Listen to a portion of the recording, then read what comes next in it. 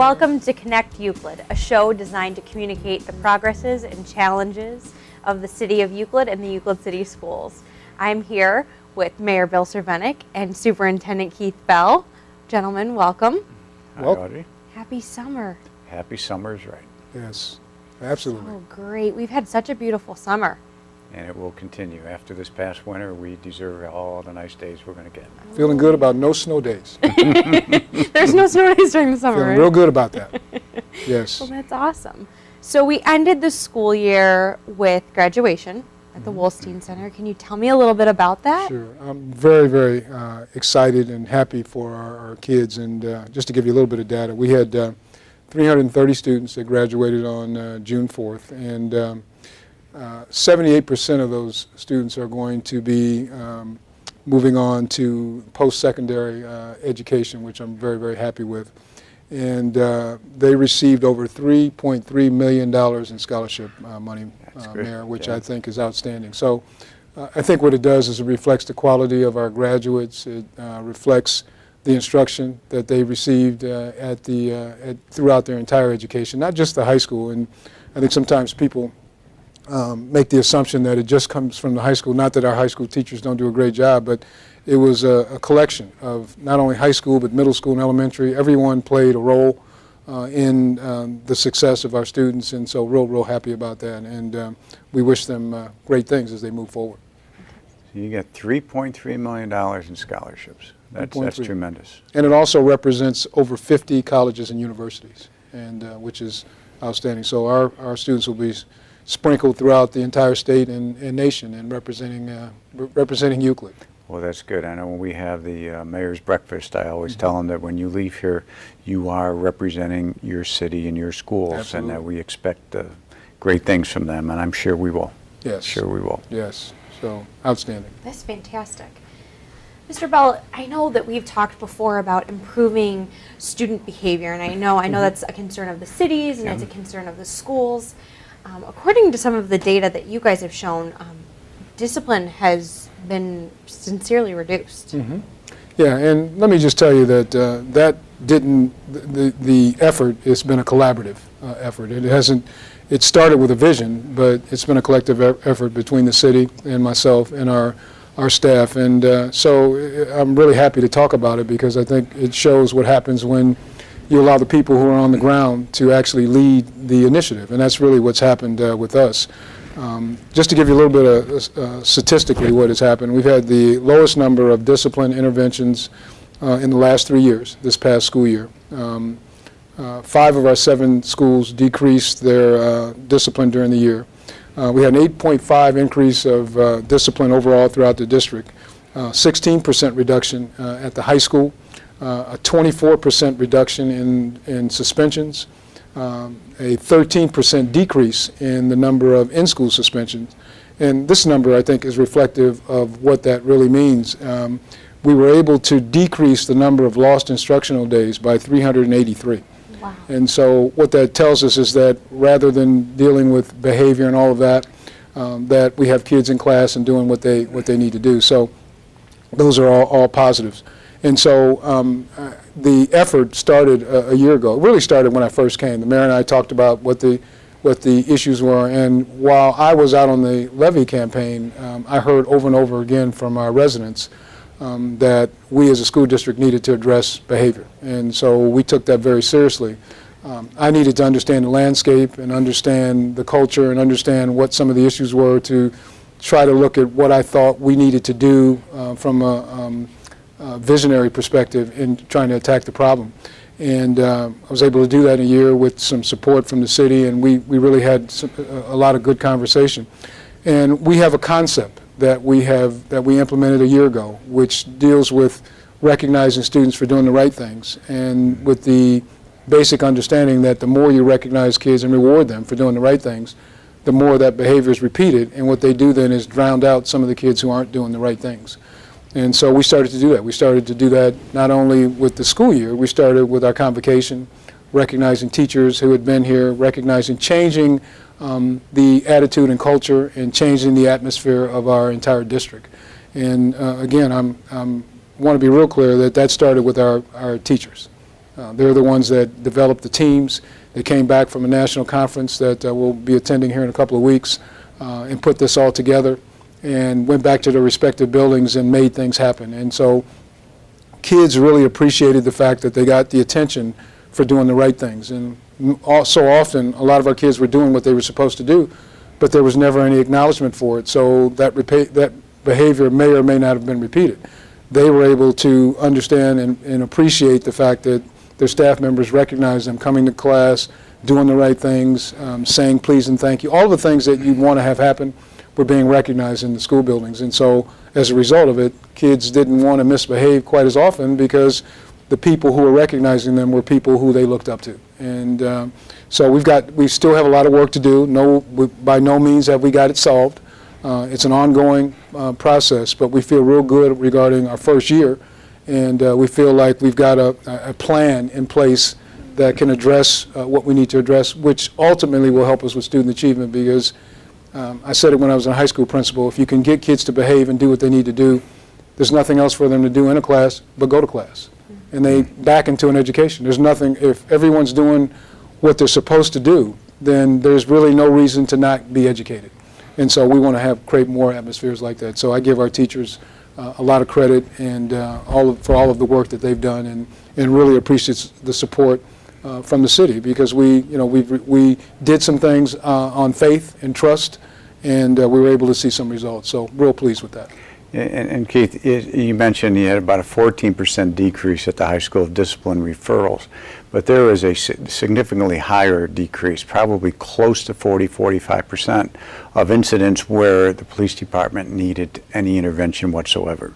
And that goes back to the staff, the teachers, the staff, the leadership of the schools being involved, as well as the attitude of the police department, trying to be partners with the kids at the schools. In a little different way than in the grade school. Keith and I went fishing with the kids a few weeks ago, fourth graders, and the police department continues to do that. We've got a number of classes. Kids can take Junior Police Academy. We've got a Safety Town coming up for kindergartners. All those kinds of things just change the culture of the children and their relationship with authority in the police department. And it's working. There's no doubt about it. It's working. Well, it's great that you can start it from such a young age. Yeah. That's when you have to do it. Absolutely. It's like anything. Really you build that foundation. I do want to add a couple of things. One is our core team in the district. We have a core team of teachers have been invited and will be presenting nationally in Orlando, Florida, July 9th through the 13th, and on what we were able to do as a district, as well as myself, along with that team, and sharing with other schools across the nation, 1,500 participants in Orlando, Florida. So this isn't something that is just going to be unique to Euclid. We're going to talk about our story, our journey, and what we've been able to accomplish. And I just can't help but emphasize how important it was to have the partnership with the city and the trust factor and being able to work through some challenges and being able to really work on faith because we didn't have anything in front of us as a prerequisite, but the mayor trusted the judgment and the leadership, and the police department, as he mentioned, have been extremely important partners in this whole process. So like anything, it hasn't been one group, it's been all hands on deck, and that's been what's made this really, I think, be effective. That's fantastic. Mr. Bell, the Cleveland Clinic funded a very unique program for fifth grade students within the district. What can you share with us about this program? Well, this is our dancing classroom program, and it's where kids learn about ballroom dancing, but they learn more about dancing. And I can relate to it because being from Toledo, my parents had us, my three brothers, all of us in cotillions. And the reason we were into cotillions, we hated it. We didn't want to, we didn't want to do it. We didn't want to dress up in the tuxes and all of that. But it taught us about how to respect people, how to respect women. It taught us about how to appreciate some of the finer things in life.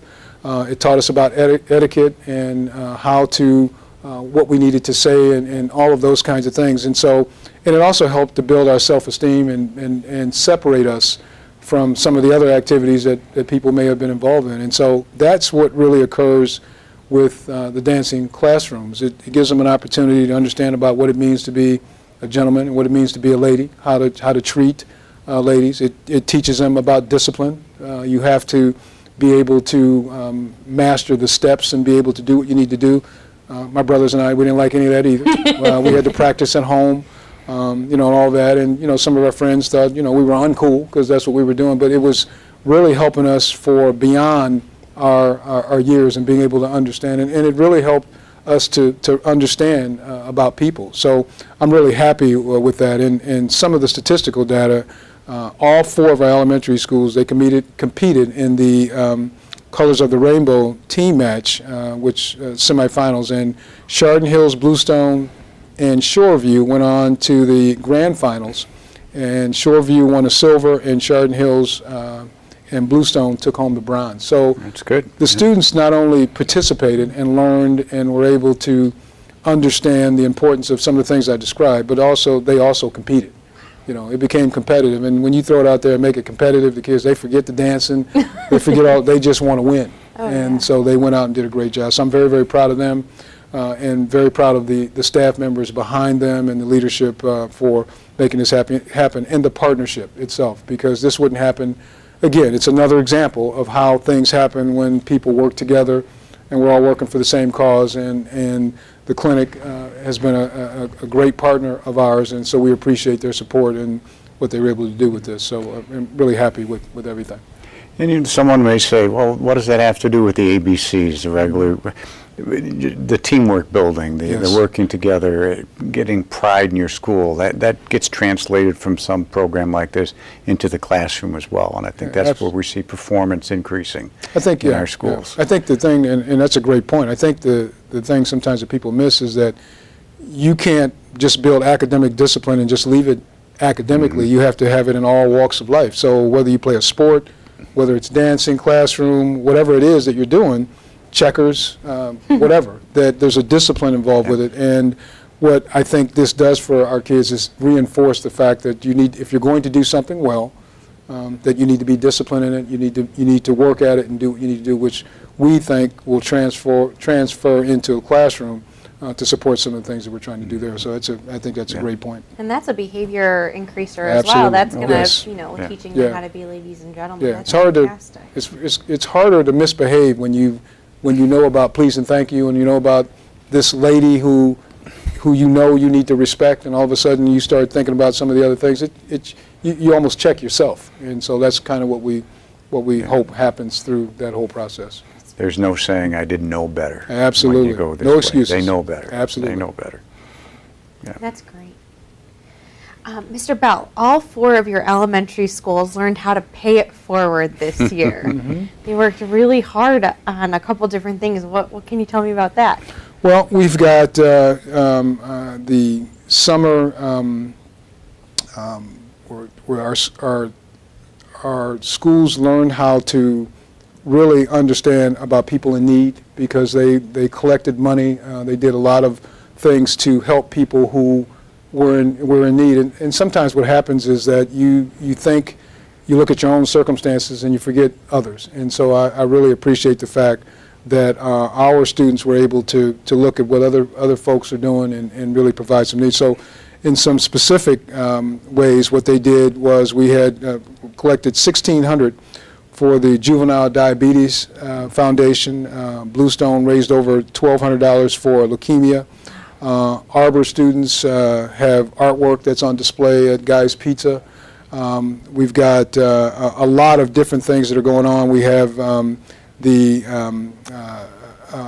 opportunity for people to see our students in a different light. And so I think what's happening is that students are understanding, like with the dancing classrooms, that there's also a discipline in helping others. And I'm really happy with what they've been able to do and all of the different kinds of ways that they've done. I've just kind of touched on just a little, but there's so many different things that our students have done all year long. It seems like they're really working on the total kid. Absolutely. So you're not just trying to teach them in the classroom about, curriculum-based initiatives. You're really trying to work with them about being a well-rounded person. Yeah. One of the things that happens, and I know the mayor, knows this too, is that once you are in a situation and you leave, sometimes you have a hard time thinking about you need to give back. And because you think about your own struggles and what you've gone through, and you say, well, I paid my dues and but there's legacies behind. And what we want our students to understand is that not only should they, if they are in a situation where they're receiving, they also need to understand about how important it is to give, and throughout. And hopefully that's a lesson that they learn throughout life, and it's important to, as you mentioned, understand that as a well-rounded student. I think the kids are never too young to understand when they do something nice for someone and they see that person smile or just say thank you. You didn't need to do that, but you did. It makes them feel good, just like it does anyone else. Yes. And they get motivated from those types of programs. And motivation is good because they carry that motivation back to the classroom. Oh, And absolutely. that's- Every time the kids perform at the senior center, when they take their little Yes. violins, Yeah. they leave and they're so excited. They're excited, and yet the seniors, our senior participants love it. They do. Yeah. It's such a great bond between the two of them. Yeah, absolutely. Well, we're going to take a break for a minute, and we'll come back and talk about some more of the awesome things that went on this past year. We're right here with you. We'll be right back.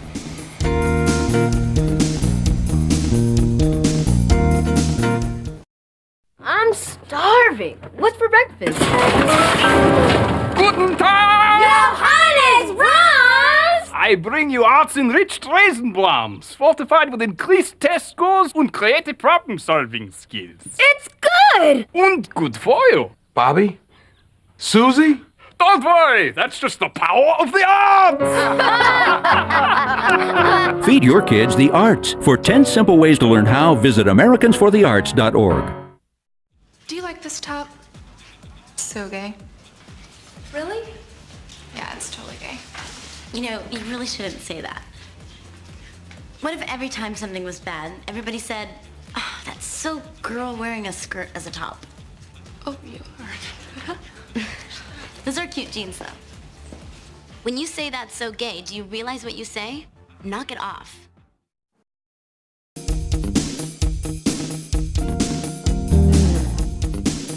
Welcome back to Connect Euclid. I'm Audrey Holtzman here with Mayor Cervenik and Superintendent Keith Bell. We were just talking about some of the great things that have happened so far this year. Right, and we were talking, we were hinting at, with the disciplinarian about how we have to reach these kids at a young age. Yes. And we've got an early learning center here that the schools administrate, and Little Bird told me that it received the highest rating possible by the state of Ohio. Yeah, I'm so proud of Rashida Hostin and her staff. And she's the early learning principal. In their ability to adapt to a challenging change and make it work. And just to give the viewers a little context, a year ago we looked at our early learning center and made some adjustments that we wanted to get more results. We wanted to be able to measure whether our kids were making progress. We wanted to make some improvements. And there were some tough calls that we had to make, some personnel decisions that we had to make. As I mentioned before, we had to step out on faith that this was the right decision to make and put things together. So with the support of our board and a number of individuals that had to do the groundwork, we were able to make some of those changes. And I'm really happy to report to everyone that a couple of weeks ago we received the highest ranking in the state that you can get for an early learning center, which is 5-star. And you know, one of the things that I want viewers to know, so the impact to the city, really, I think there are really three major impacts to the city. First of all, when you have a pre-K quality program, what that does is attract younger people to your community. It attracts younger people to our school district. It brings more people into our community.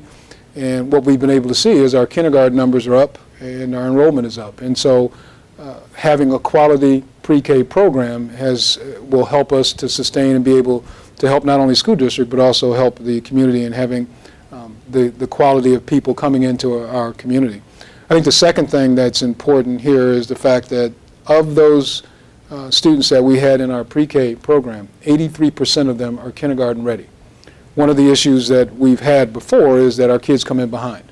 And what this does is show that 83% of the kids that come through our quality early learning center are going to be able to be ready to play school on the first day.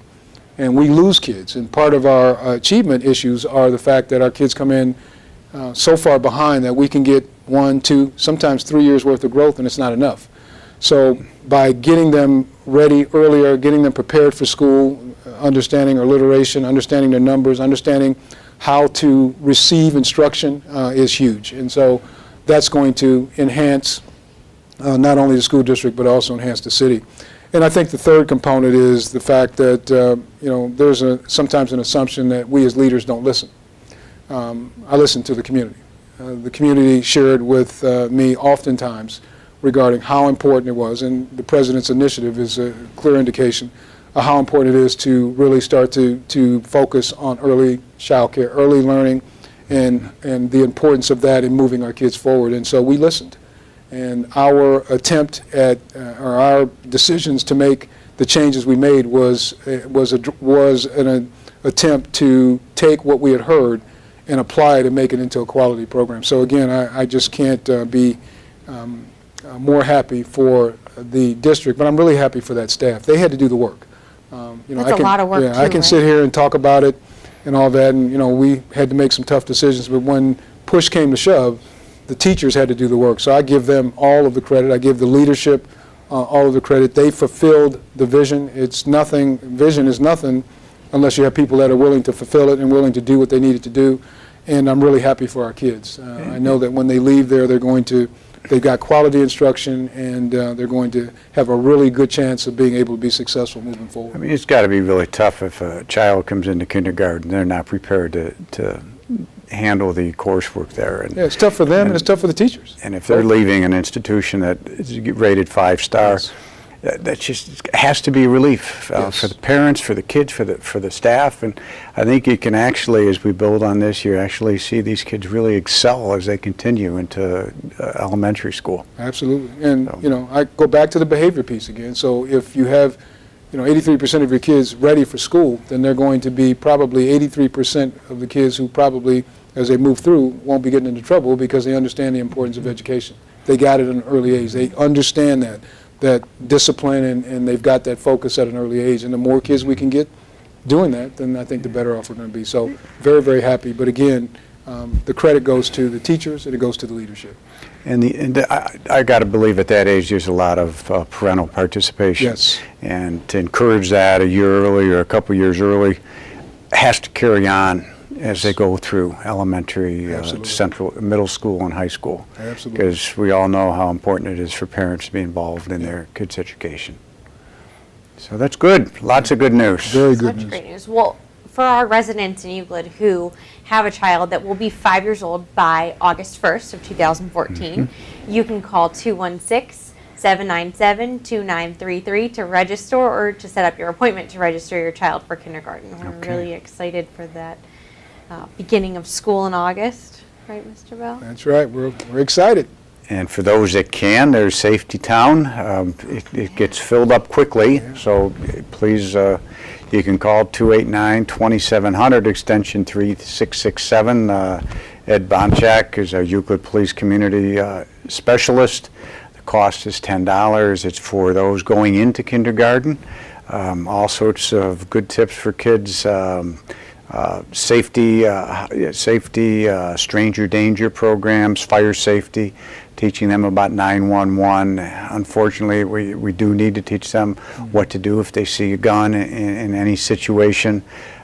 Good program. Everybody gets a T-shirt, and give that number a call.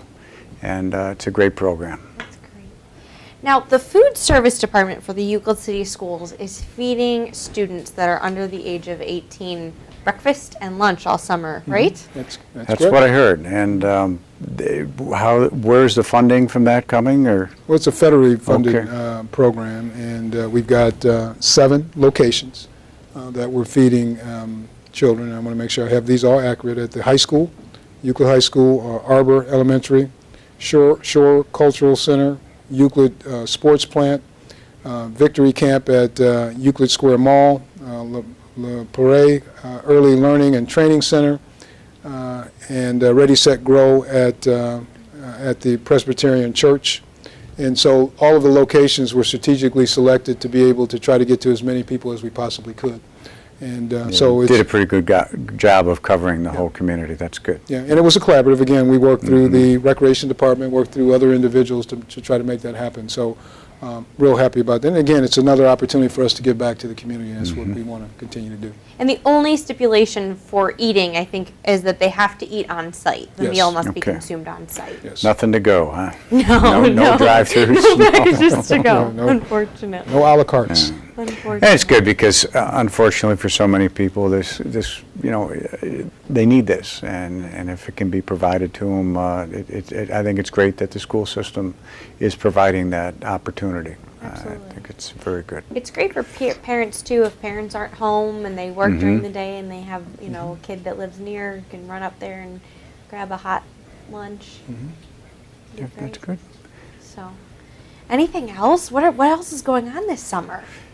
Oh, we've had a great summer. We've had our concert series taking place at last Thursday of every month. We just had our second one. The third one is, I believe, July 29th.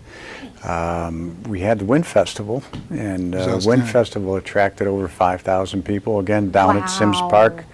We're really trying to promote our lakefront and to promote all the great things that are happening in the city, and our great housing stock, our neighborhoods, and as always, our great schools.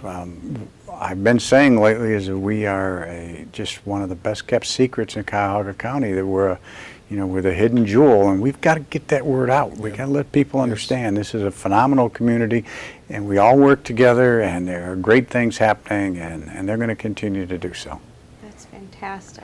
Now, there are some changes in busing, correct? That's correct. Yep. So an expansion of services? Yeah, and just briefly, just to give you a little bit of background, we had changed our transportation service, and so through that, one of the goals was to be able to try to increase ridership at no additional cost to the voters, because they've been very clear that that was not a part of what we tried to do. So we understand that, respect that, and wanted to work within those parameters, but still knew that there was a need in the community. So trying to balance both of those, how could we do that? And we were able to come up with a way to do that through some regionalized, what we're calling group stops.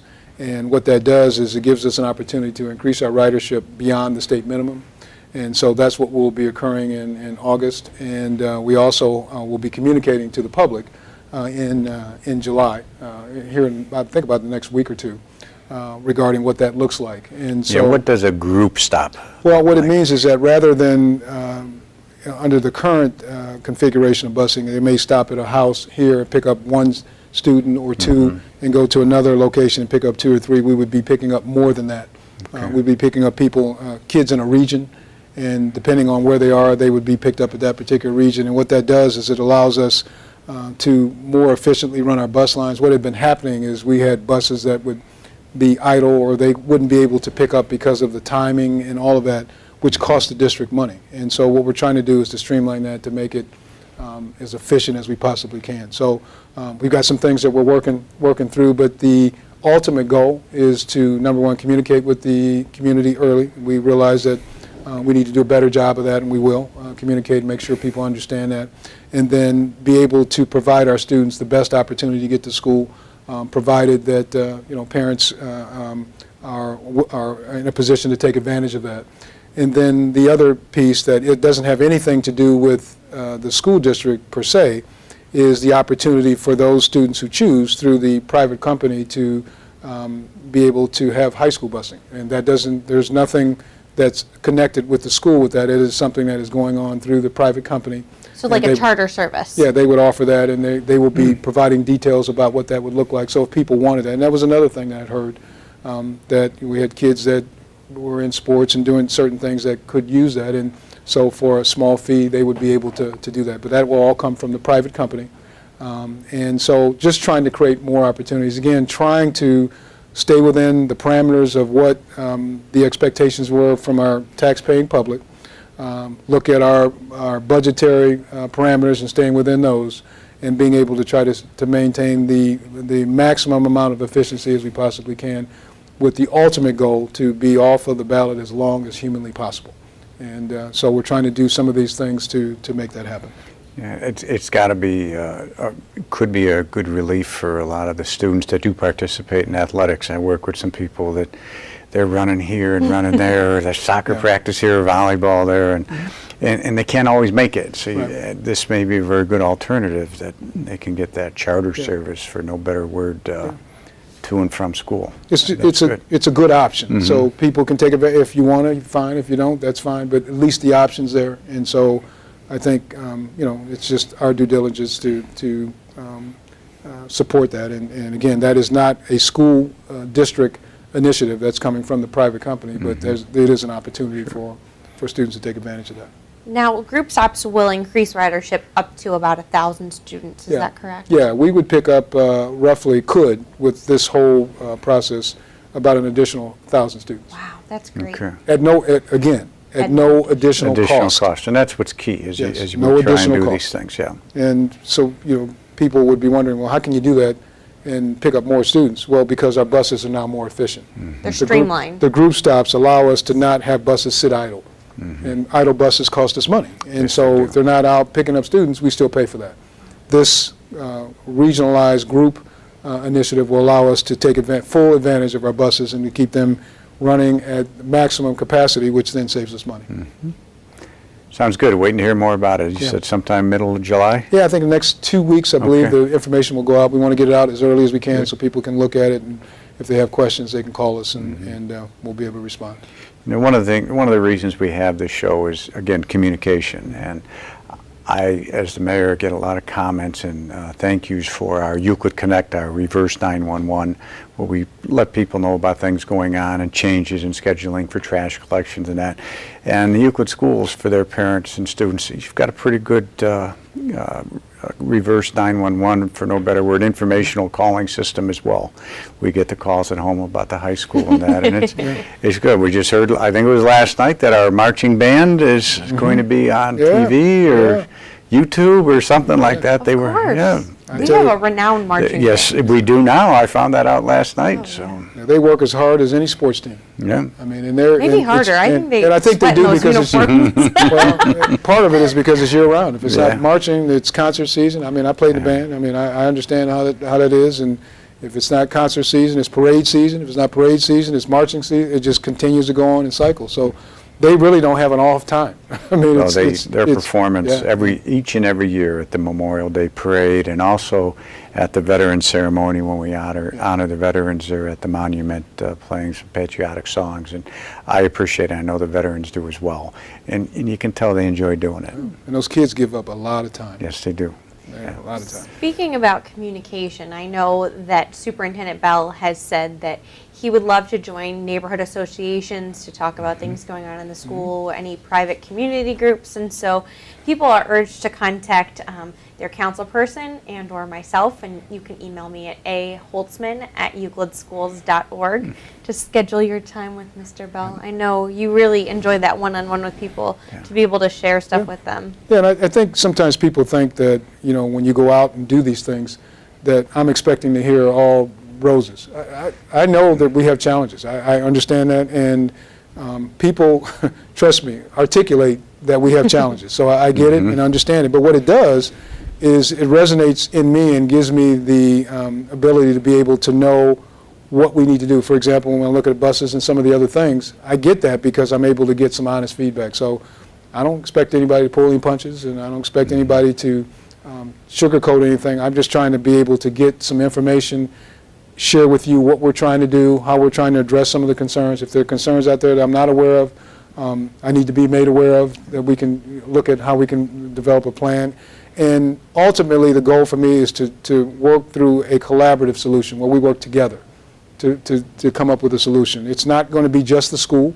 It's us working together. And the examples today are perfect examples of that, with the collaboration with the city. So those are the opportunities for me to be able to do that, and that's what I'd like to do, and so look forward to that. We've got a couple of things that we're looking at as far as some building projects and that type of thing. I'd love to discuss that with folks and let them know what we're thinking and get their feedback. So that's what that's all about. And really, the neighborhood association format and the organization, I know there's a number of congregations and parishes that have monthly meetings, senior meetings, whatever, and I do a lot of those, and it's a nice atmosphere where you maybe have 30 or 40 people, and you just have a discussion. You know, it's not us standing up there talking to them. It's just exchanging information, exchanging ideas, and it's very important for the growth of a community. Absolutely. So they should take advantage of. Call my office as well. Be happy to be there. It's communication is what it's all about. Is it 2 for the price of 1? Absolutely. Yeah, we'll 2 go times together. 0 is 0. That's right. There's no That's cost. right. That's right. Maybe a cookie. Maybe a cookie and a cup of coffee. How about that? Or a steak, maybe some spaghetti, who knows, whatever they decide to feed you. Well, I really appreciate your time, and I know our viewers appreciate your time. So until next time, thank you for watching Connect Euclid, and have a great rest of your day.